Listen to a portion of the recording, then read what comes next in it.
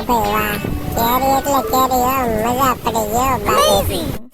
તાતણિયા ગીરની કેરી હો ભાઈ, એક મીઠી એકદમ સાકર જેવી. સાકર વાળી એ બધા હાટું સુધારીથી જરા કઈ આઘું પાછું ન થવાય, તરત કેરી ઉપાડી લે. કેરી સુધારીને ઊભા થયા એટલે મને એમ થયું કે મારી હાટું સુધારી તો. મને સવારને બહુ ભૂખ લાગી હતી, હું ખાવા માંડ્યો. પણ હારી ના થોડીક ધીરજ રખાય, મેળ્યો લેવા તે. હા બાપુ, મેં વાત તો સાંભળી છે કે ધીરજના ફળ મીઠા, પણ આ તો ઝપટ કરો એના ફળ મીઠા હો ભાઈ. ઝપટ વાળી કેરીની સિઝન છે ત્યાં સુધી, પછી કેજે કેરી લે, પછી કરજે ઝપટ.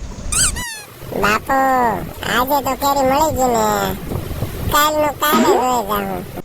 હારીને કઈ પૂછતો કાછતો કાંઈ છે નહીં ને, એમને પૈસા વગર મળે લેવા ગમે એ વસ્તુ જે ભાવે એ.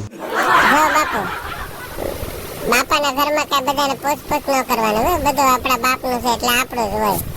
આપણા મન થાય જરા ખાઈએ કે પીએ કે જલસા કરીએ કે, સમજે?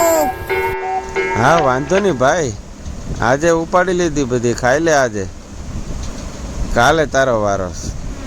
તમારે કેરી ખાવી ને તો આમાંથી લઈ લો, નાટક કર્યા વગર. જો ગોઠલો વધ્યો છે, લઈ લો.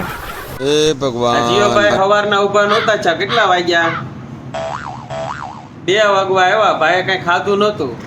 મેં તમને ના પાડી હતી બાપુ ખાવાની. 6-7 કેરી સુધારી હતી,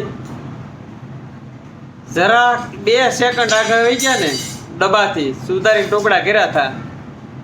ભૂખ લાગી ગઈ ભાઈને, જપટ બોલાવી દીધી આખા ડબ્બાની. છોડેગા નહીં હમ કેરી કો. આ ભૂખો છે આ, કોઈને ભાગમાં એક દાણો રવા ન તો હું દીધો. કેવું તને ડાયો દીકરો?